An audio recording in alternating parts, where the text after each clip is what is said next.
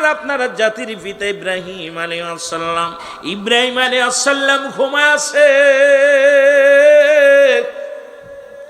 আমি এর হালাতটা পরে পরে আস্তে আস্তে আলোচনায় যাই, মূল আলোচনাটা একটু করে আসি। আমার আল্লাহ রাব্বুল আলামিন ডাকতে বলে, বন্ধু তুমি ঘুমায় আছো, তুমি আমার রাস্তায়, আমার দিনের পথে, আমি রবের পথে, যেহেতু আমি স্রষ্টা, তুমি সৃষ্টি, তুমি সৃষ্টি, আমি স্রষ্টা, আমি আল্লাহ হলাম স্রষ্টা, তুমি হলে সৃষ্টি। জাতি পিতা বাবা আজাতির পিতা ইব্রাহিম আলাইহিস সালাম, রাতে আল্লাহ তারে কি বললেন? ইব্রাহিম খলিলুল্লাহ সকালবেলা ঘুম থেকে উঠলেন, উঠে 100 নয় 200 উট কুরবানি করলেন। কয়শো? কত? 200 উট কুরবানি করে মানুষের মাঝ বিলিয়ে দিলেন। আল্লাহ, আমি উটকে বেশি ভালোবাসি, উট মনে হয় আমার প্রিয় জিনিস, উটটা আমার প্রিয় জিনিস। আল্লাহ, এটা আমি তোমার রাস্তায় কোরবানি করে দিলাম। একটা নয়, দুটি নয়, 200 উট কোরবানি করা হলো। দ্বিতীয় রাত্রে আবার স্বপ্নে দেখে, ও খলিলুল্লাহ, ইব্রাহিম খলিলুল্লাহ, বন্ধু তুমি তোমার প্রিয় জিনিসটা আল্লাহর রাস্তায় কোরবানি দাও, আমার নামে কোরবানি দাও। সঙ্গে সঙ্গে ইব্রাহিম আলাইহিস সালাম ঘুম থেকে উঠলেন, আবার মুসলমান উট দুম্বা দিয়া আরো 100-150 কোরবানি করে দিলেন। দিয়ে দোয়া করে, আল্লাহ দোয়া করতেছে মাওলার দরবারে, আল্লাহ তুমি আমার এই কোরবানি কবুল করে নাও। তৃতীয় রাত্রে আবার স্বপ্নে দেখলেন, আল্লাহ আমার মাবুদ আল্লাহ পাক ডাকতে বলো, খলিলুল্লাহ শোনো, এ বন্ধু শোনো, সবচেয়ে তোমার প্রিয় বস্তু যেটা, তোমার কাছে সবচাইতে প্রিয় বস্তু যেটা, এটা তুমি কুরবানি দিয়ে দাও। জোরে জোরে চিল্লায়া বলা যাবে না মারহাবা। তৃতীয় রাত্রেও কুরবানি কবুল হলো না। চতুর্থ রাত্রে আবার একই স্বপ্ন, মারহাবা বলে। স্বপ্ন দিকে চিন্তা করে, আমি উট দিলাম, দুম্বা দিলাম, খাসি দিলাম, কত কি দিলাম, কুরবানি তো সবই করে দিলাম, কিন্তু আমার মাওলা বলে কুরবানি দাও, তোমার প্রিয় জিনিস কুরবানি দাও। প্রিয় জিনিস বলতে আমার কিচ্ছু নাই। বিবি সায়রা, মুসলমান শুনে নাও, বিবি সায়রার কাছে যায় বললেন, বিবি রে, আমি তোমার কাছে একটা কথা জানতে চাই। আমার মাওলা প্রথম দিন স্বপ্নে দেখাইলেন আমি মুসলমান পৃথিবীর মধ্যে পশু কোরবানি করলাম, দ্বিতীয় রাত্রে পশু কোরবানি করলাম, তৃতীয় দিনেও পশু কোরবানি করলাম। আজকে রাত্রে আমার আল্লাহ আমাকে আবার বললেন, ও বন্ধু কোরবানি করো। এখন আমি কি করব? আমার প্রিয় বস্তু কোনটা? আমার মাওলার দরবারে কবুল হবে কোন জিনিসটা কোরবানি করলে? আমি দেখতেছি আমার সবচাইতে প্রিয় বস্তু বিবিরে, তোমাদের দুজনের মধ্যে আমার হাজরা বিবির একমাত্র কলিজার টুকরা সন্তান হযরত ইসমাঈল আলাইহিস সালাম। জোরে জোরে চিল্লায়া বলা যাবে না মারহাবা। সায়রা, বিবি সায়রা বলতেছে, স্বামী হিসাব করে মিলায় দেখলাম অনেক চাপ পরে, অনেক সাধনার পরে আল্লাহ তাআলা আপনাকে একটা পুত্র সন্তান দান করেছে। এটা আবার বনবাসী, তাদের সঙ্গে কোনো যোগাযোগ নাই, ছেলের সঙ্গে পিতার কোনো সম্পর্ক ভালো নয়, কি করে আনা যায়? বলে, যেহেতু আমার আল্লাহ চেয়েছে, বিবিরা আমাকে বিদায় দাও, আমি যাব আমার কলিজার টুকরাকে কোরবানি করার জন্য। ইব্রাহিম আলাইহিস সালাম ছুরিখানা নিয়ে, কিছু রশি নিয়ে মুসলমান পোশাক পরিয়া রওনা হয়ে গেলেন। ছেলে কুরবানি করার জন্য রওনা হয়ে গেলেন, ছেলে আনার জন্য চলে গেলেন। যে হাজির হয়ে গেলেন কোথায়? হাজরা বিবির কাছে হাজির হয়ে গেলেন। সালাম বিনিময় করলেন, কৌশল বিনিময় করলেন। ডাকতে বলে, বিবি রে, আমি এসেছি, আমার কলিজার টুকরা সন্তানকে গোছায় দাও, তাড়াতাড়ি সাজায় দাও, আমি যাব তুমি আমার সন্তানকে নিয়ে দাওয়াতে যাব, দাওয়াত খাই যাই, দাওয়াতে নিয়ে যাব। বিবি শুনিয়া, স্বামীর মুখে কথা শুনিয়া সঙ্গে সঙ্গে সন্তানকে গোসল করাইলেন, সুন্দর পোশাক পরাইয়া দিলেন, সুন্দরভাবে আতর লাগাইয়া, সুরমা লাগাইয়া কলিজার টুকরা সন্তানকে বাবার হাতে তুলে দিলেন।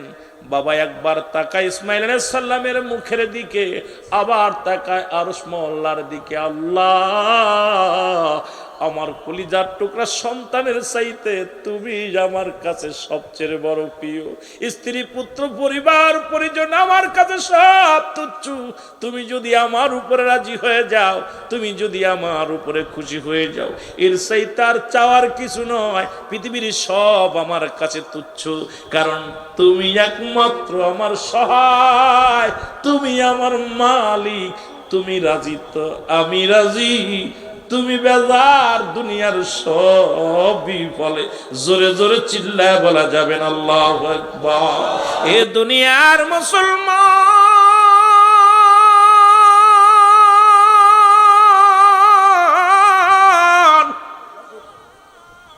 আজকে আমরা পশু কুরবানি করি, নাম করার জন্য কুরবানি করি গো।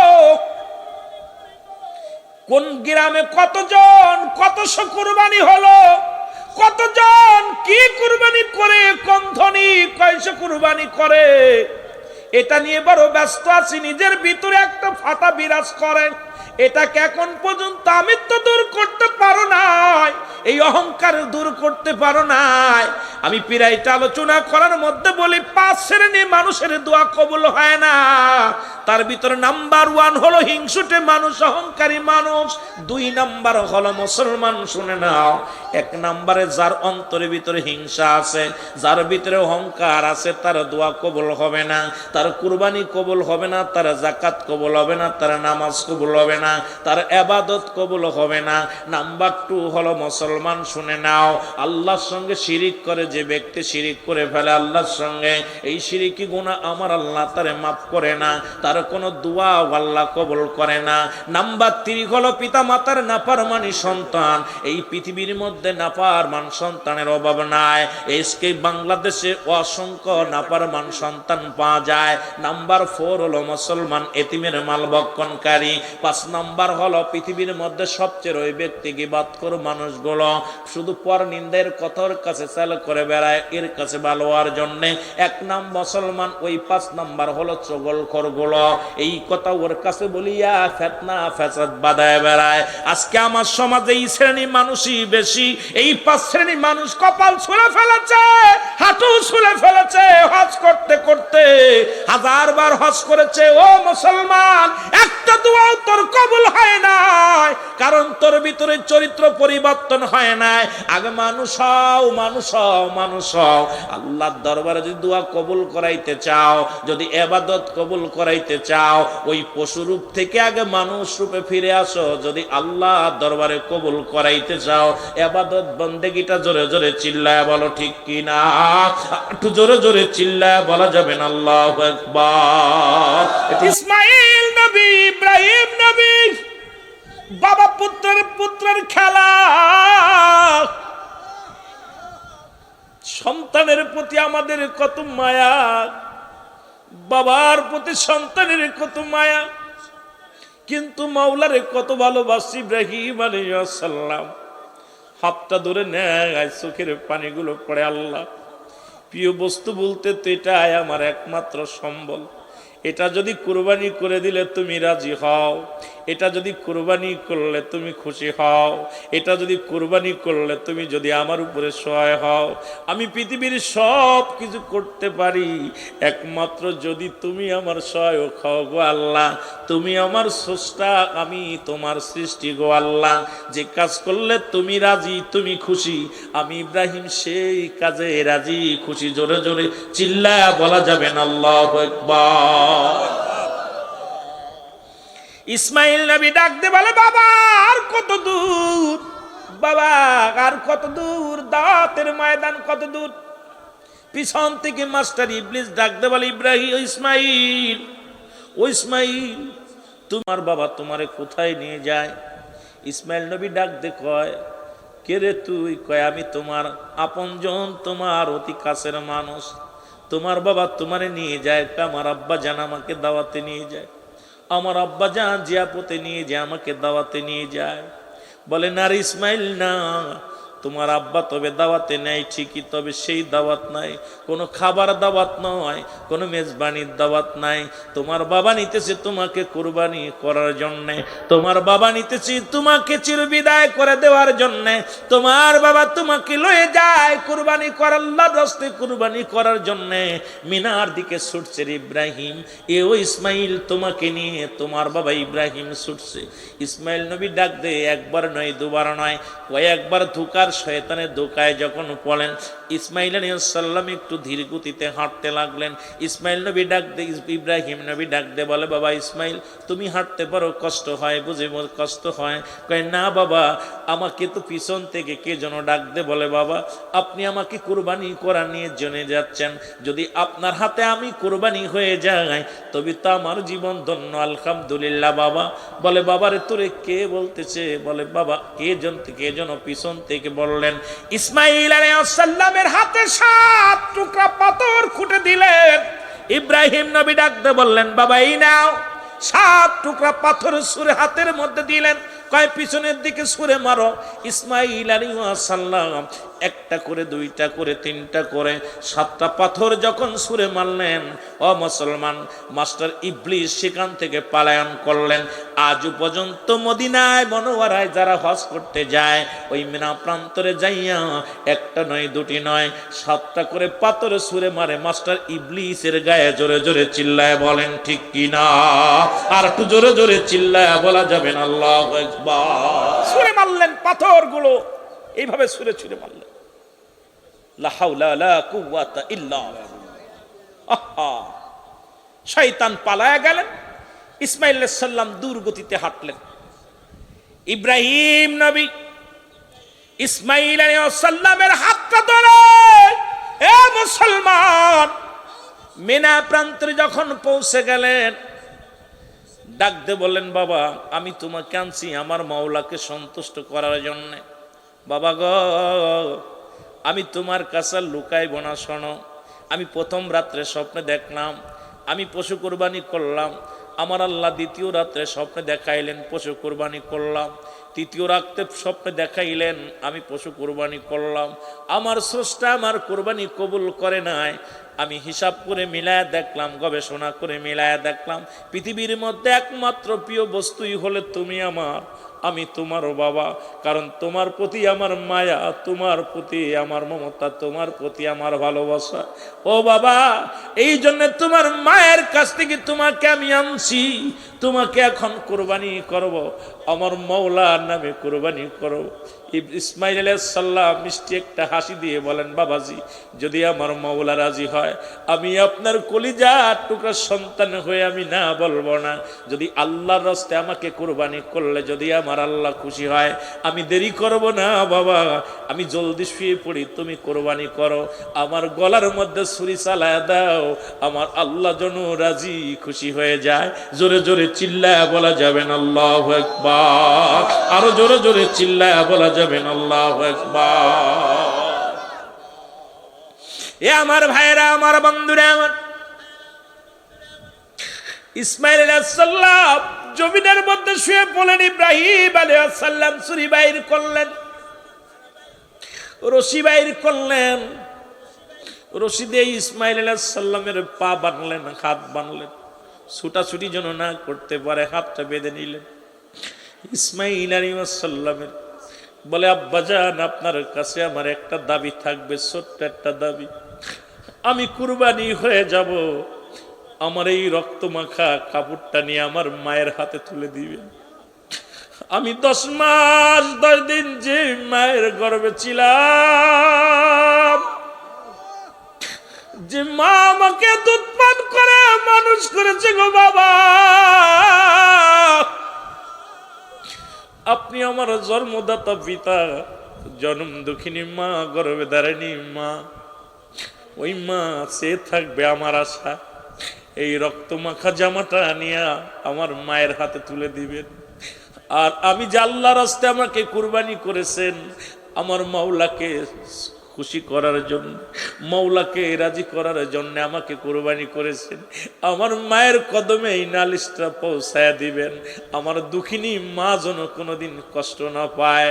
আমি আল্লাহর রাস্তে কুরবানি হয়ে যাচ্ছি বাবা গো, শুধু যাবার বেলা একটা মাত্র দাবি করে যায়, আমার মা যেন আমার জন্য কোনোদিন চোখের পানি না ফেলে, আমার মা যেন এই রক্ত মাখা জামাটা দেখে খুশি হয়ে যায়, আল্লাহর রাস্তায় যেন খুশি হয়ে যায়। এই জন্য আমার রক্ত মাখা জামাখানা আমার দুঃখী মায়ের হাতে পৌঁছায় দিবেন। জোরে জোরে চিল্লায় বলা যাবে আল্লাহ। আমার ভাইরা, আমার বন্ধুরা, আমার গভীর মনোযোগ। ইসমাইল নবী জমিনের মধ্যে শুয়ে আছে, ইব্রাহিম আলাইহিস সালাম ছুরি দিয়া গলার মধ্যে পুশ লাগায় বিসমিল্লাহ আল্লাহু আকবার আল্লাহু আকবার বলে যখন ছুরি চালা দিছে, একটা পশম পর্যন্ত ইসমাইলের গলা দিয়ে কাটে না, ছুরি রাগ করে টান দিয়ে ফেলে দেয়, পাথরের উপরে ছুরি পড়ে, পাথর দিয়ে খণ্ডিত হয়ে যায়। ইব্রাহিম আলাইহিস সালাম চিন্তা করে কি আশ্চর্যজনক, এত ধারালো ছুরি পাথরের উপরে পড়ি, পাথর পর্যন্ত কেটে যায়, ইসমাইলের গলা কাটে না। কয় বাবা গো, ও বাবা, আমি বুঝতে পেরেছি আমার মুখের দিকে তোমার চোখটা পড়েছে, যখন আমার মুখের দিকে তোমার চোখে চোখ লেগে যায়, ওই মায়ার বাঁধনে পড়ে তুমি আমাকে কুরবানি করতে পারো না।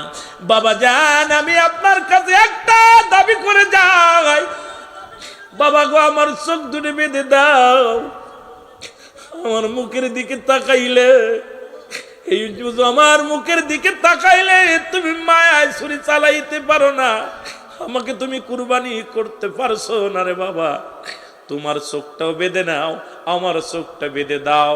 ইসমাইল আলাইহিস সালামের চোখ বাঁধা হলো, ইসমাইল আলাইহিস সালামের চোখ বাঁধা হলো, ইব্রাহিম আলাইহিস সালামের চোখ বাঁধলেন, নিজের চোখটা বেঁধে যখন ছুরি চালায়া দিলেন, বিসমিল্লাহু আকবার বলে যখন ছুরি চালায়া দিলেন, এ মুসলমান সঙ্গে সঙ্গে কুরবানি হয়ে গেলেন। রক্ত ছুটে এসে ইব্রাহিম আলাইহিস সালামের গায়ে লাগলেন। ইব্রাহিম আলাইহিস সালাম অত্যন্ত খুশি হয়ে আল্লাহর দরবারে শুকরিয়া আদায় করে, আল্লাহ তুমি আমার কুরবানি কবুল করেছো, ও আমার পরওয়ারদিগার আলম, আমি তোমার রাস্তায় কলিজার টুকরা সন্তানকে কুরবানি করে আমি খুশি হয়েছি। আল্লাহ তুমি যদি খুশি হও তাহলে আমার কুরবানি, আমার নিয়ত, আমার আশা, আমার মনের বাসনা পুরা হয়েছে। আল্লাহ আমি অত্যন্ত খুশি হব যদি তুমি খুশি হও। জোরে জোরে চিল্লায় বলা যাবে না মারহাবা, আর একটু জোরে জোরে চিল্লায় বলেন আল্লাহু আকবার। এ মুসলমান, গভীর মনোযোগ, গভীর মনোযোগ আমার ভাইরা। এদিকে হাজেরা বিবিকে মাস্টার ইবলিস অনেক ছলনা, অনেক কথা বলতেছে, মাস্টার ইবলিসের ছলনায় মা হাজেরাকে ফেলাতে পারে না। মা হাজেরা কয়, ও মাস্টার ইবলিস শোন, পিতা হইয়া পুত্রকে যদি কুরবানি দেয় এর চাইতে সৌভাগ্য আর পৃথিবীর মধ্যে কেউ হয় না। ও মুসলমান শুনে নাও, যদি আমার আল্লাহ যদি রাজি হয়, আল্লাহর ইলাহির যদি হুকুম হয়, যদি হুকুম হয়ে থাকে, সন্তান পুত্রর হাত, মুসলমান পিতার হাতে সন্তান কুরবানি হবে, পুত্র কুরবানি হবে, এর চাইতে কি চাওয়ার আছে? আমিও ধন্য, আমার স্বামীও ধন্য, কারণ আল্লাহর হস্তে কলিজার টুকরাকে কুরবানি করে দিলাম। তুমি দূর হয়ে যাও, আমাকে তুমি ধোঁকা দিও না, আমাকে তুমি ধোঁকা দিও না। আল্লাহ যদি হুকুম করেন, আমার স্বামী যদি কুরবানি করে, আমি এতে খুশি রাজি। জোরে জোরে চিল্লায় বলা যাবে না সুবহানাল্লাহ, আর একটু জোরে জোরে বলা যাবে না আলহামদুলিল্লাহ। এ দুনিয়ার মুসলমান শুনে নাও গো, আমার দাদু ভাইরা শুনে নাও। ইব্রাহিম আলাইহিস সালাম চোখের কাপড়টা খুলে ফেললেন। ইব্রাহিম আলাইহিস সালাম খুলে যখন তাকাইলেন, তাকায় দেখে গায়ের মধ্যে রক্ত, কিন্তু ছুরি দিয়া কাটছে, ছুরিটা দিয়ে একটা দুম্বা পড়ে আছে, একটা দুম্বার দেহটা পড়ে আছে, রক্ত মাখা দুম্বা, কলিজার টুকরা সন্তান সামনে নাই, দেখে পিছনে দাঁড়ায় আছে ইসমাইল আলাইহিস সালাম, দাঁড়ায় আছে। দৌড়ায় যায় ইসমাইলকে বুকের সঙ্গে টান দিয়ে, জড়াইয়া ধরে বুকের সঙ্গে টান দিনি, বলে বাবা, হে আমার পরওয়ারদিগার আলম, এই দুম্বাইলো কই থেকে, কোথা থেকে পশু পাঠাইলা? কোথা থেকে তুমি কোন কুরবানি তুমি কবুল করলা? আমার ইসমাইল তো কুরবানি হয় নাই। আল্লাহ তাআলা ফেরেশতা জিবরিল আমিনকে দিয়ে জানায় দেয়, যাও যাও, জিবরিল আমিন পৃথিবীর মধ্যে ইব্রাহিম আলাইহিস সালামের কাছে আছে 42 বার, একবার নাই দুবার নয়, 42 বার জিবরিল আমিন এসেছেন ইব্রাহিম আলাইহিস সালামের কাছে। ডাক দে বলে, নবী ইব্রাহিম আপনি সাকসেস, আপনার কুরবানি কবুল হয়েছে। সুতরাং এই দুম্বাটা আমাকে দিয়ে আমার আল্লাহ জান্নাত থেকে আনাইছে, জান্নাত থেকে এনে পশু কুরবানি করে আপনাকে পরীক্ষা করেছে, আপনি পরীক্ষায় সাকসেস, আপনি পাস করেছেন, 100-এর ভিতরে 100 পেয়েছেন। আল্লাহ তাআলা পিতা পুত্রকে কবুল করেছে। আজ যদি আপনার ইসমাইল কুরবানি হয়ে যেত, পৃথিবীর মধ্যে প্রতিটা সন্তান তার বাবার প্রথম সন্তানকে কুরবানি করা লাগতো। সুতরাং পৃথিবীর মধ্যে মানব জাতিকে আল্লাহ এত ভালোবাসে, কারণ আসমান যেমনি বানাইছে আল্লাহ আপনাকে সেমনি বানাই নাই, জমিনটা আল্লাহ যেমনি বানাইছে আপনাকে এমনি বানাই নাই। এই পৃথিবীর মধ্যে জিন জাতিকে আল্লাহ যেমনি বানাইলো এমনি তোমারে বানাই নাই গো। ফেরেশতাকে আল্লাহ যেমনি বানাইছে আপনাকে তেমনি বানাই নাই। আল্লাহর নিকটবর্তী ফেরেশতা যেমনি সেমনি আপনারে বানাই নাই। আল্লাহ কয়, বান্দা আমি আসমান বানাইলাম, জমিন বানাইলাম, পাহাড় বানাইলাম, নদ নদী বানাইলাম, যা কিছু বানাইলাম কুন আর ফায়াকুন বলে বানাইলাম। আর আমি আমার বান্দাকে আমি বানাইছি আমার কুদরতি হাত মোবারক দিয়া। সুতরাং বান্দাকে আমার আল্লাহ অনেক ভালোবাসে। সেই আল্লাহর রাস্তায় আগামী কয়েকদিন পরেই কুরবানি হবে। সেই মাওলাকে কি খুশি করব আমাদের বোঝার দরকার, আমাদের জানার দরকার। শুধু গোশত খাওয়ার জন্য নয়, আমরা কুরবানি করব সেই মাওলাকে রাজি করার জন্য। যেহেতু আসমান জমিন যেমনি বানাইলো এমনি তোমারে বানাই নাই। আজকে আমরা কুরবানিটা আমাদের সকলের উপরে ফরজ না, অনেকেই জানি না, কিন্তু নিসাব পরিমাণ মালের মালিক যে ব্যক্তি, সেটা হলো 3 দিন হওয়া লাগবে। নাম্বার 1 হলো 10, 11, 12। 10, 11, 12 জিলহজ মাসের 10, 11, 12 এই 3 দিনের মধ্যে যদি নিসাব পরিমাণ মালের মালিক কোনো ব্যক্তি হয়ে যায়, গরিবত্তা থেকেও যদি সে নিসাব পরিমাণ মালের মালিক হয়, তার উপরে কুরবানি করা ওয়াজিব হয়ে যায়। সুবহানাল্লাহ বলেন না? আর একটু জোরে বলেন।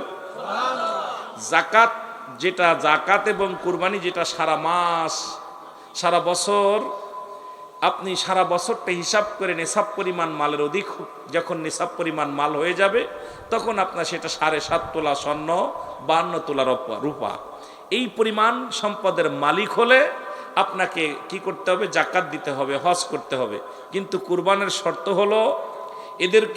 হলো, ওই দিন পর্যন্ত, ওই 3 দিনের ভিতরে যদি কোনো ব্যক্তি ওই 3 দিনের ভিতরেও নিসাব পরিমাণ মালের মালিক হয়ে যায়, সেটা হলো 10, 11, 12, বুঝে নিতে হবে ভালো করে। এদিকে যখন আপনার নিসাব পরিমাণ মালের মালিক হয়ে যাবেন, সঙ্গে সঙ্গে আপনার উপরে কুরবানি ফরজ হয়ে, এই ওয়াজিব হয়ে যাবে। সুবহানাল্লাহ বলেন না? আর একটু জোরে বলেন। এখন কুরবানি ওয়াজিব, সুন্নাত, আর একটা হলো নফল। একটা হলো ওয়াজিব, আবার কোন জায়গায় আছে মানত। এই যে মানত করা, কুরবানি সুন্নাত, আমাদেরকে কুরবানি হালাতটা আগে বুঝতে হবে, ত্যাগ করা। এই কুরবানি মহিমা তো একটা ত্যাগ করা, আল্লাহর দরবারে সবচেয়ে প্রিয় জিনিসটা আল্লাহর দরবারে কুরবানি করা। সুবহানাল্লাহ বলেন না? আর একটু জোরে বলেন। তাহলে আমরা কুরবানি করব কার জন্যে? আরো জোরে বলেন, কার জন্যে? কোন বান্দাকে খুশি করার জন্য নয়, কোন বান্দিকে খুশি করার জন্য নয়। খুশি করব কাকে? আরো জোরে বলেন, কাকে? আমার জান, আমার মাল, আমার কুরবানি, আমার জীবন, আমার মরণ, সব কিছু কার? আরো জোরে বলেন, কার? এই কুরবানি বলতেছিলাম নিসাব পরিমাণ মালের। এখন মুসলমান শোনো, এখন বড় লোকরা কুরবানি করিয়া এখন মাসালা দিছে গুড়াইয়া দিছে, কয়েক দেখুন বড় বড় ফ্রিজ কিনা ঢুকায় রাখবে, ফ্রিজের দাম বেড়ে গেছে। জোরে বলেন ঠিক কিনা? বাজারে এখন গত মাসেও যে ফ্রিজ কিনা গেছে 1000 টাকা কমে এখন 1500 টাকা বেশি। কারণ কি? বড় লোকদের জ্বালায় কিনা সম্ভব নয়। মুসলমান শোনো, ওই কুরবানির গোশত বন্টন করো, 3 মুসলমান 3 করে। এ মুসলমান, 1 ভাগ তোমার জন্যে, 1 ভাগ গরিব মিসকিনের জন্যে, আর একটা ভাগ হলো তোমার মুসলমান সনাত্মীয় স্বজনের জন্য। এখন তোমার ভাগটা তুমি খাও। পৃথিবীর মধ্যে 3 দিন পর্যন্ত কোরবানির গোশতটা খাওয়া হলো উত্তম সুন্নাত। মুসলমান শোনো, তবে তুমি তোমার ভাগের গোশতটা যদি খাও কোনো দোষের কারণ নয়, তবে তুমি গরিবের হক নষ্ট করো না, আত্মীয় স্বজনের হক নষ্ট করো না, এগুলো পালন করবা। জোরে জোরে চিল্লায় বলেন মারহাবা। এখন কুরবানি আমরা এখন অধিকাংশ মানুষ, আজকে একজন প্রশ্ন করেছে, হুজুর একজন আমার 7 ভাগিতে 7 করা যাবে, 5 ভাগি, 7 ভাগি, 3 ভাগি। এখন আমার দেশে অধিকাংশ জানতে শরীফে কোনো সুদখোর ঘুষখোরের সঙ্গে কোনো কুরবানি হবে না। সুদখোর হারাম জিনিস, হারাম উপার্জনকারীর সঙ্গে কুরবানি দিবেন না, এবং হারাম উপার্জনকারীর গোশত আপনি নিবেন না। হারাম উপার্জনকারী, হারাম ঘুষখোর, সুদখোর, সে যত বড় গরু কুরবানি করুক, যত বড় পশু কুরবানি হোক, তার গোশতের সীমানায় কোনো গরিব মানুষ যাবেন না। কথা বোঝেন নাই? কথা বোঝেন আমার? এই হারামখোরকে নিজের কাজ নিজে করতে দিবেন। এই আপনারা পশু কিনবেন, বাজারে যখন যাবেন যতটুক পারেন এইটা আপনারা করাই করবেন। এই কুরবানিটা যেটুক পারবেন সাধ্যমতো আপনি চেষ্টা করবেন। গোশত খাওয়ার নিয়ত নয়, নিয়তটা হলো আল্লাহকে সন্তুষ্ট করার জন্যে। আল্লাহ যেন আপনার আমার উপরে রাজি থাকে, খুশি থাকে, আমরা যেন এই কুরবানিটা আমরা পালন করতে পারি। সকল বলুন আমিন। সবচেয়ে বড় কুরবানি হলো ত্যাগ করা। শালি যে গরু কুরবানি করলেই যে কুরবানি না, এই মহিমা তো ওই সুদ থেকে বাঁচা, ঘুষ থেকে বাঁচা। এই যে আজকে একটা কুরবানি আপনাদের জন্য হলো, এই ঘুম সারা রাত সারাদিন গরমে ঘুমাইতে পারেন নাই, আজকে এখন ওয়াজের ময়দানে বসে আছেন, সকালবেলা কর্মজীবী মানুষ কর্মে চলে যাবেন, তাহলে এটাও সবচেয়ে বড় একটা কুরবানি। এটাও ত্যাগ স্বীকার করা, যেটা বলেন ঠিক কিনা? আমিত্ব দূর করা, আমিত্ব দূর করা। আপনার তিরমিজি শরীফের একটা হাদিস দেখলাম, আজকে সকালেও দেখলাম, যে যদি একটা ফ্যামিলিতে 10 জন ব্যক্তি হয়, 10 জন ব্যক্তি একজন যদি ওই ব্যক্তির হয়ে কুরবানি করে, কুরবানি সকলের আদায় হয়ে যাবে। আর আমাদের বাংলাদেশের 10 জন যদি 10টা সমর্থবান হয়, 10 জনই 10টা দিতে হবে। এখন আমাদের দেশে একটু ভিন্ন রকম, তবুও যেহেতু আজকে আমাদের দেশে গরিব মানুষ, সবচেয়ে তাদেরকে সহযোগিতার হাত বাড়াবেন। অনেক মানুষ এক টুকরা গোশত কিনে খেতে পারে না, তাদেরকে দেওয়ার চিন্তা করে তাদেরকে কিছু দেওয়ার জন্য চেষ্টা করবেন। কুরবানি যারা করবেন, যারা আপনারা শ্রম দিবেন আপনাদের কুরবানির পশুতে, তাদেরকে কুরবানির গোশত, তাদের এর বিনিময়ে কুরবানির গোশত আপনারা দিতে পারবেন না। তাদের পারিশ্রমিক ওই চামড়া দিবেন, পারিশ্রমিক গোশত দিবেন, পারিশ্রমিক আপনার ওই দিবেন, ওই যে অনেকেই বুড়ি দেয়, এগুলো দেওয়া যাবে না। কথা বোঝেননি? এগুলো দেওয়া যাবে না, কুরবানির কোনো অংশ তাদের দেওয়া যাবে না।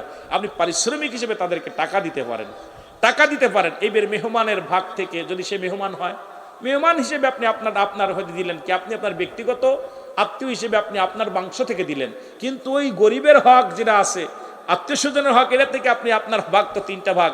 এখন আমাদের দেশে একজন মানুষ ফ্যামিলিতে বেশি আছে, খাইয়ে ফেল সব। ওই কুরবানির যে একই নিয়ম, আকিকার একই নিয়ম, কিন্তু এখানে আকিকারও নিয়ম চলবে।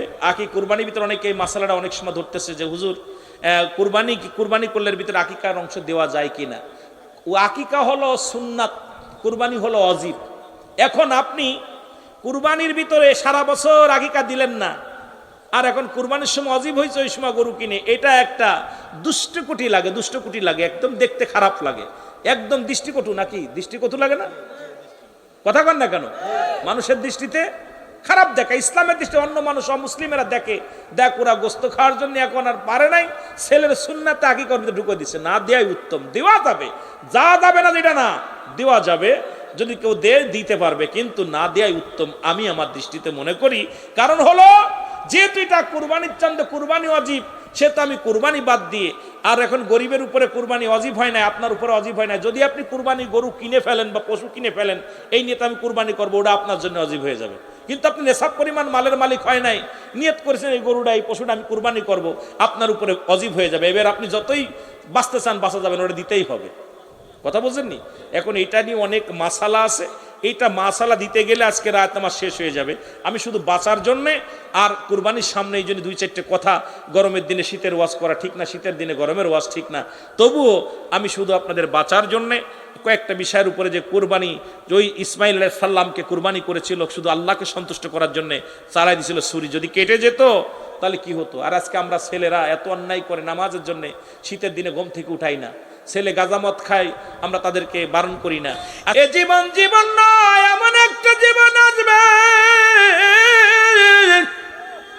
যে দেশে গেলে মানুষের বিচার হয়, যে দেশে গেলে মানুষের হিসাব হয়, যে দেশে গেলে মানুষ আর কোনোদিন ফিরে আসে না। এই পৃথিবীর মধ্যে আসার একটা সিরিয়াল আছে, যার কোনো সিরিয়াল নাই। দেখা যায় পৃথিবীর মধ্যে সন্তান আছে বেঁচে, বাবা নাই। সন্তানের লাশ বাবার কাঁধে, বাবা আল্লাহ সন্তানের কাঁধে। এই পৃথিবীর মধ্যে যে সন্তানের লাশ নিয়েছে কাঁধে, সেই জানে লাশটা কত ভারী। এখানে যারা আপন জনের লাশ যারা কাঁধে তুলেছে, এরা জানে আপন জনের লাশটা কত ভারী, আদরের বাবার লাশটা কত ভারী, আদরের মা আর লাশটা কত ভারী। দেখা যায় দাদা জিন্দা নাতি নাই, নাতি জিন্দা দাদা নাই। মুসলমান পৃথিবীর মধ্যে আসার একটা সিরিয়াল আছে, যার কোনো সিরিয়াল নাই। মানুষের দুইটা সময় মৃত্যু হয়। নাম্বার 1 হলো মানুষের মৃত্যু হয় দিনের বেলা, না হয় রাতের বেলা। ও মুসলমান, দিন শুরু করলাম, মৃত্যুবরণ করো নাই। রাত শুরু করে 12টা বাজতে চললো, এখনো তুমি মৃত্যুবরণ করো নাই। ফজরের রক্ত পর্যন্ত তুমি পরবাসে থাকবা, কেউ বলতে পারি না। এই জন্য শুরু থেকে বললাম, তোমার পরবর্তী সময় তোমার জন্য কি নিয়ামত বয়ে আনতেছে তুমি নিজেই জানো না। কারণ এখন থেকে ফিরে যাব, কত আশা করেছি আগামী দিন কি করব, আগামী দিন ঘুম থেকে উঠে কোথায় যাব, আগামী দিন ঘুম থেকে উঠে এই সদাই করব, আগামী দিন ঘুম থেকে উঠে আমি বাজার করব, আগামী দিন ঘুম থেকে উঠে আমি মার্কেটে যাব, আগামী দিন ঘুম থেকে উঠে আমি কলেজ স্কুলে যাব, আগামী দিন ঘুম থেকে উঠে আমি কোথায় বিদেশের দিকে রওনা দিব। আমার আল্লাহ আগামী দিন হতে দেয় না, কারণ আপনার রাতের অন্ধকারে আজরাইল চলে আসছে, আপনি দুনিয়া থেকে বিদায় হয়ে গেছেন। জোরে জোরে চিল্লায়া বলেন ঠিক কিনা। তুমি কেমন করে ঘুমাও মানুষ, তুমি কেমন করে ঘুমাও মানুষ, ফজর করে কাজা এমন তো হতে পারে তোমার জোহরে জানাজা। এক ওক্তে মৃত্যুবরণ করলেন, পরের ওক্তেই তোমার মরণ। ব্যক্তির জীবনের অমূল্য সম্পদের নাম হলো, ব্যক্তির জীবনের অমূল্য সম্পদের নাম হলো রূহ। মানব জীবনের অমূল্য সম্পদের নাম হলো ঈমান। ঈমানবিহীন কোনো আমলের মূল্য নাই, রূহবিহীন কোনো বডির মূল্য নাই। এই বডি দেখতে শুনতে ভালো, মুসলমান একটা হাত নাই তবুও চলবে, একটা পা নাই তবুও চলবে, চোখ নাই তবুও চলবে, আপনার মুসলমান বুবা তবুও চলবে। হাত পা বিহীন ওই মানুষটার তবুও দাম আছে, যতক্ষণ পর্যন্ত আপনার দেহের মধ্যে রুহটা আছে। ওই রুহবিহীন বডির কোনো মূল্য নাই। দেখতে শুনতে ভালো, চেহারা অনেক ভালো, বড় চাকরি করে, বড় গাড়ির মালিক, বাড়ির মালিক, রুহটা নাই, কোনো দাম নাই, সঙ্গে সঙ্গে সেই ব্যক্তি হয়ে যায় মায়ের। সুতরাং মানব দেহের অমূল্য সম্পদের নাম, মানব জীবনের অমূল্য সম্পদের নাম হলো মুসলমান ঈমান। আর ব্যক্তির জীবনের অমূল্য সম্পদের নাম হলো রুহু। এই রুহুবিহীন কোন বডির মূল্য নাই। মুসলমান শুনে নাও, শুনে নাও। আর ঈমানবিহীন নামাজ, রোজা, হজ, যাকাত কোনো কিছুর আমলের কোনো মূল্য নাই। আমি প্রায়টা আলোচনার মধ্যে বলি, অনেকেই কষ্ট পায়। এই ঈমান একটা হলো ঈমান, একটা হলো আমল। এখন ঈমানবিহীন কোন আমলের মূল্য নাই। একটা হলো ঈমান আর একটা হলো আমল। আমল হলো নামাজ, আমল হলো রোজা, আমল হলো কুরবানি, আমল হলো জিকির, আমল হলো মুসলমান দান সদকা, এগুলোর নাম হলো আমল। আর ঈমান হলো নবী মুহাম্মদুর রাসূলুল্লাহ সাল্লাল্লাহু আলাইহি ওয়াসাল্লাম। জোরে জোরে চিল্লায়া বলা যাবে না মারহাবা। ঈমান আমল আমার নবী মুস্তাফায়ে গো। মানুষের তিনটা বিপদ, নাম্বার 1 হলো মানুষের মরণ, নাম্বার 2 হলো কবর, নাম্বার 3 হলো কিয়ামতের ময়দান। 1 নাম্বার হলো মরণ, 2 নাম্বার হলো মানুষের কবর। আজকে দেখলাম এই কোথায় আপনাদের নারায়ণগঞ্জের সিদ্ধিরগঞ্জ নামে একটা থানা আছে না, ওই থানার ভিতরে একটা গোরস্থান থেকে একটা মরা মানুষ 21 দিন পরে শুধু গুংরানি আওয়াজ, এরম গুংরানি আওয়াজ। ওই গোরস্থানে আছে বাঁশের জাপ। সিদ্ধিরগঞ্জে মুসলমান শুনে নাও, আজকে দেখে বড় আশ্চর্য হয়ে গেলাম। একটা মানুষ আজকে গতকালকে মারা গেছে, এই মানুষটার জানাজা হবে, কবর খুঁড়তে গেছে, বাঁশ কাটতে যাইয়া 21 দিন আগে যে কবরটায় মারা গেছে, পাশেই কবর খুঁজতে যায়, শুধু আওয়াজ, এত ভয়ঙ্কর আওয়াজ আসতেছে, এত ভয়ঙ্কর। ওই যারা কবর খুঁড়তে গেছে এরা ভয়ে দুপুর বেলা তারা পালায়, ভয়ে চলে আসছে। এসে মসজিদের ইমাম সাহেবকে বলছি, ইমাম সাহেব হুজুর, আমরা গোরস্থানে ঢুকেছিলাম, কিন্তু 21-22 দিন আগে যে এই 20-21 দিন আগে যাকে কবরে রাখা হলো, ওই কবরের পাশে যাইয়া মুসলমান শুনে নাও, ওই কবরের মধ্যে গিয়েছিলাম, কবরের পাশে শুধু ওখান থেকে আওয়াজ আসতেছে, এমন ভয়ঙ্কর আওয়াজ আমরা আগে কোনোদিন শুনি না। ইমাম সাহেব হুজুর বলেন, দেখেন মনে হয় লাশটা মনে হয় খাবার জন্য কোনো কুকুর, হয়তো শিয়াল ঢুকছে, ওই দূর থেকে মনে হয় ছিদ্রা করে, একটু খেয়াল করেন যায়। ইমাম সাহেব লোকজন নিয়ে গেলেন মুসলমানের সিদ্ধিরগঞ্জের জমিনে। ইমাম সাহেব হুজুর উনি গেলেন, খোঁজ নিয়ে গেলেন যে দেখে আসি, যা দেখে কোনো কবর করে নাই।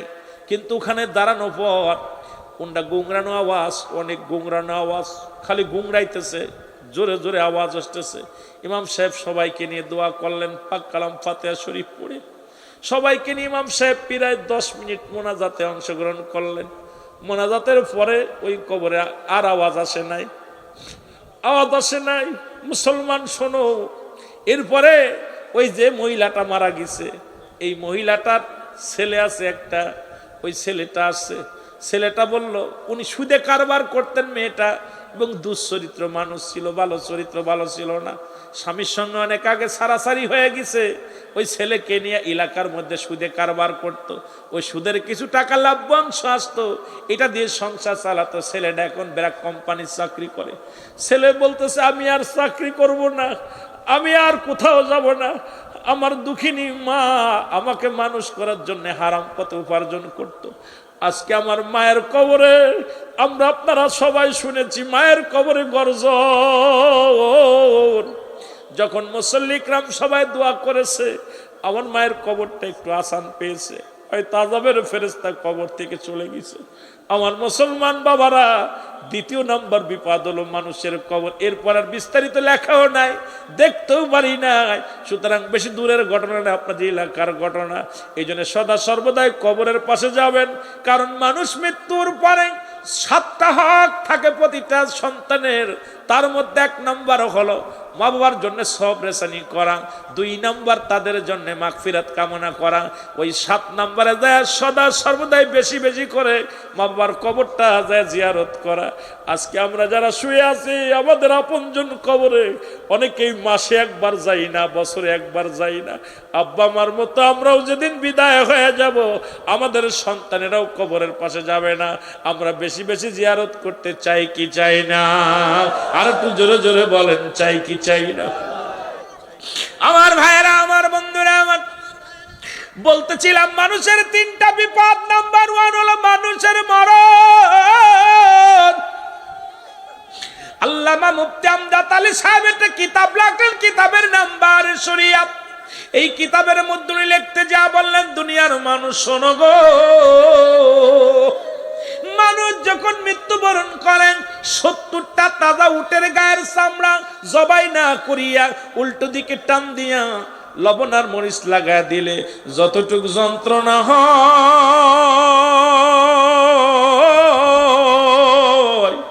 এর চাইতে 70 গুণ যন্ত্রণা একটা সাধারণ মৃত্যু। এখন আমরা অনেকেই মরণকালে পায়খানা করে দিই, অনেকেই মরণকালে প্রস্রাব করে দিই, অনেকে আমরা মরণকালে মুসলমান জিহ্বা বাইর হয়ে যায়, অনেকে মরণকালে চোখ দুটি বড় বড় হয়ে যায়। তাদের মরণটা কত কঠিন হয়, জোরে জোরে বলেন ঠিক কিনা? আজকে কার জন্য তুমি সংসার করো, কার জন্য চুরি করো, কার জন্য জিনা করো, কার জন্য তুমি সুদ খাও, কার জন্য ঘুষ খাও, কার জন্য তুমি ব্যভিচার করো, কার জন্য মানুষকে ঠগাও, এই দুনিয়ার কিচ্ছু তোমার নয়, এই দুনিয়ার সব তোমার কুল্লু মান আলাইহা ফান, সব শেষ করে দিবে কে? একটু জোরে চিল্লায় বলেন কে? আল্লাহ কয় বান্দারে আমি জমিনটা রাখবো না, এই জমিনটা আমি চূর্ণ বিচ্ছিন্ন করে দিব, এই জমিনের ভিতরে যত মাটি আছে মাটিগুলো পুড়ে তামা বানায় দিব। যেদিন কিচ্ছু বলতে কিচ্ছু থাকবে না, সেদিন থাকবো শুধু আমি আল্লাহ, আমি থাকবো আমার হাবিবের ভালোবাসা নিয়ে। সুতরাং আমরাও দুনিয়া থেকে চলে যাব, বাড়ি নিতে পারবো না, গাড়ি নিতে পারবো না, ছেলে নিয়ে যেতে পারবো না, মেয়ে নিয়ে যেতে পারবো না, সম্পদ নিয়ে যেতে পারবো না, আর ওই কাফনের তো কোনো পকেটও নাই, কোনো টাকা পয়সাও নিতে পারবো না। ব্যাংক ব্যালেন্স করে সুদ খাইলাম, ব্যাংকে লক্ষ লক্ষ টাকা থুইয়া মাসে একটা মুনাফা পাইলাম, এটা দিয়ে সংসার চালাইলাম।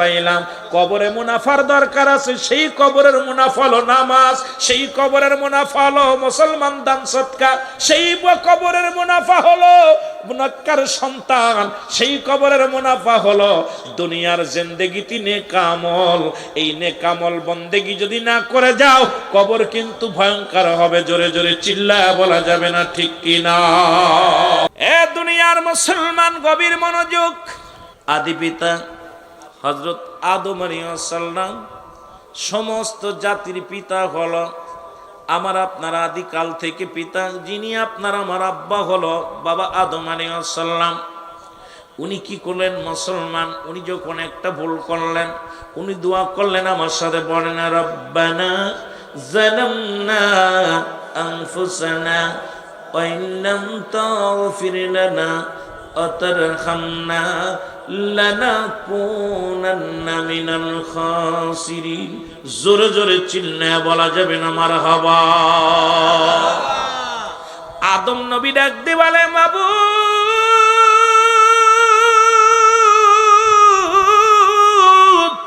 আমি আদম জালিমদের অন্তর্ভুক্ত হয়ে গেছি, আমারে তুমি ক্ষমা করে দাও। আদম নবীর যদি কোনো ব্যক্তি জালিম বলে, তার ঈমান থাকবে না, সঙ্গে সঙ্গে ঈমান চলে যাবে। ওই আদি পিতা মুসলমান, শুনে নাও, তিনিও কুরবানির হালাত কেমনে করেছিল, একটু আস্তে আস্তে আমরা আলোচনায় চলে যাই। ইব্রাহিম আলাইহিস সালাম, যিনি বাঙালি নয়, গোটা পৃথিবীর জাতির পিতা নামে পরিচিত মুসলমান, একজন হলো আদি পিতা, একজন হলো জাতির পিতা, বাবা ইব্রাহিম আলাইহিস সালাম। জোরে জোরে চিল্লায় বলা যাবে না মারহাবা? আর একটু জোরে। আল্লাহ ডাকতে বলে, হাবিব,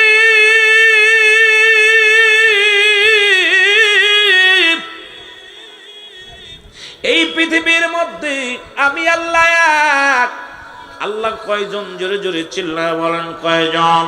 আমার আল্লাহ হলো একজন। আল্লাহ বলে, হাবিব, আমি আল্লাহ এক।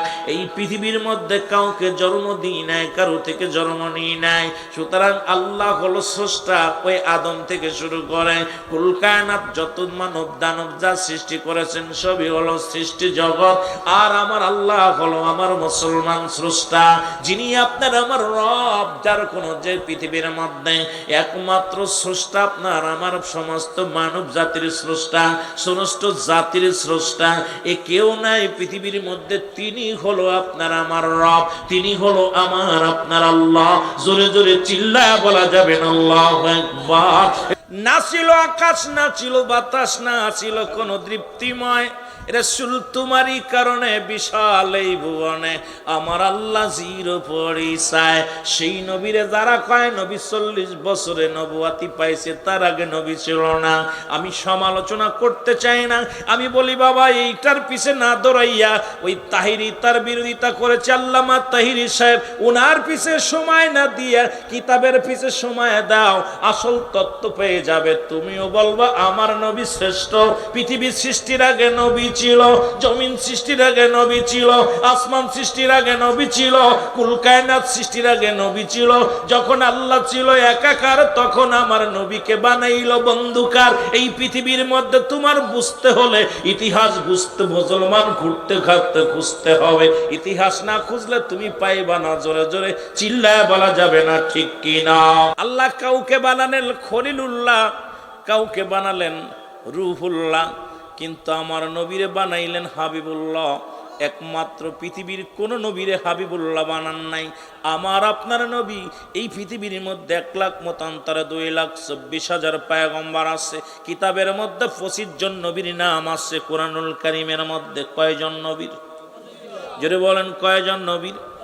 এবং লুকমান হাকিমকে দিয়া মুসলমান 26 জনকে পড়ে আছে। যিনি গাছপালা দিয়া ওষুধ বানাইলেন, গাছের কথা বুঝতেন, এ মুসলমান এখানে দিয়ে 26 জন নবীর কথা উল্লেখ করেছে। কিতাবের মধ্যে কোরআনের মধ্যে 25 জন নবীর কথা উল্লেখ করেছে। সমস্ত নবীদের নবীকুল শিরোমণি হলে রাহমাতাল লিল আলামিন। জোরে জোরে চিল্লায়া বলা যাবে না মারহাবা? আরো জোরে বলেন। কোন নবীরে হাবিবুল্লাহ বলে নাই, একমাত্র আমার আপনার নবী রাহমাতাল লিল আলামিনকে ডাক দিছে হাবিবুল্লাহ। হাবিব শব্দের অর্থ বন্ধু। ও মুসলমান দোস্ত, এই রকম বন্ধু, একদম প্রিয় বন্ধু বলে কোন নবীরে ডাক দেন নাই। জোরে জোরে চিল্লায়া বলা যাবে না মারহাবা? ওরে মানব বেশে কে আইলো রে, কে আইলো এই দুনিয়ায়, বলো মানব। পাহাড় নদী যেমনি বানাইলে এমনি তোমারে বানাই নাই। ও মুসলমান শোনো, জিন ইনসান যেমনি বানাইলে এমনি তোমারে বানাই নাই। এ মানব জাতি শোনো, পৃথিবীর মধ্যে তোমাকে বানাইলো তার কুদরতি হাত দিয়া। সেই মাওলা যদি তোমাকে এত ভালোবাসতে পারে, সেই মাওলাকে আমাদের ভালোবাসার দরকার আছে কি না? আইর খানাই কাবার উত্তর পাশে হিজরাও নাম পাথরে ওই পাথরে সৌমা খাইলে, ওই পাথরে সৌমা খাইলে পাপের পাপ তরবে না। তোমরা যদি যাও গম দিনা। আল্লাহ আল্লাহ জোরে জোরে সালাতো সালাম গো আমার, সালাতো সালাম গো আমার কইয়ন বিমস্তফা। তোমরা যদি যাও গো মদিনা। আল্লাহ আল্লাহ হাজি ভাইদের যাত্রার পথে রাস্তার পাশে বৈশা থাকি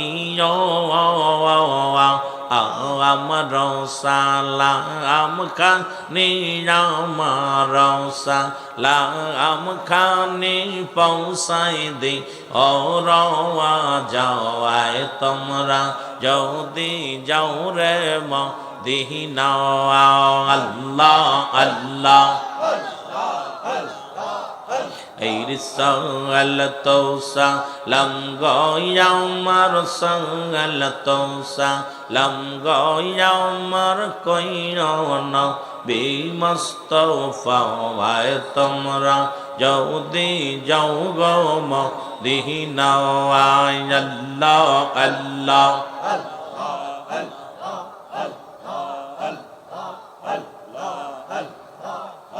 তোমরা নবীর নামে হইয়া যাও কুরবান বিশ্বের মুসলমান নবীর নামে হইয়া যাও কুরবান আল্লাহ আল্লাহ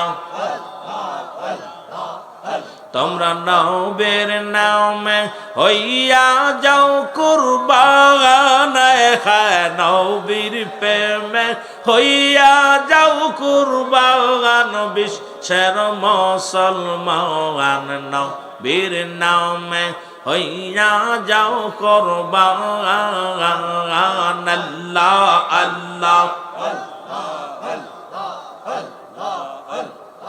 আওয়ালে জাখরে নবী জাখরে বাতিনে নবী গো আর নবী লাগবে বিপদের বেলায় তোমার নবী লাগবে হাসরের ময়দান বিশ্বের মুসলমান নবীর নামে হইয়া যাও কুরবান আল্লাহ আল্লাহ আল্লাহ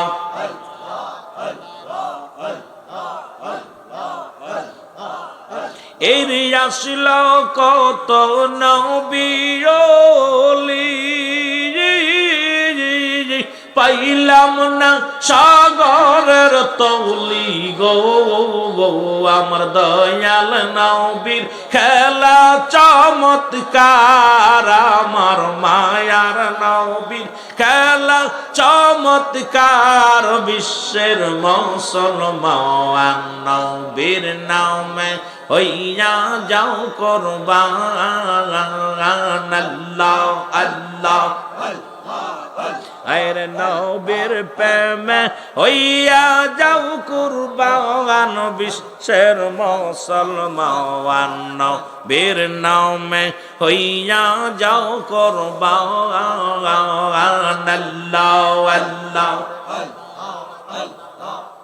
আইরে হাসরের ময়দানেতে যেদিন কাঁদবে মানব যারে যারে গো আরে হাসরের ময়দানেতে কাঁদবে মানব যারে যারে গো যেদিন নবী আমায় করবেন সেদিন পার নবী আমায় করিবেন উদ্ধার বিশ্বের মুসলমান নবীর নামে হইয়া যাও কুরবান তোমরা নবীর প্রেমে হইয়া যাও কুরবান বিশ্বের মুসলমান নবীর নামে হইয়া যাও কুরবান আল্লাহ আল্লাহ এই একটা ফ্যানের ব্যবস্থা করতে বল আমার নবীর প্রেমে দিয়া দাও জীবন বিশ্বের মুসলমান নবীর প্রেমে হইয়া যাও কুরবান আল্লাহ আল্লাহ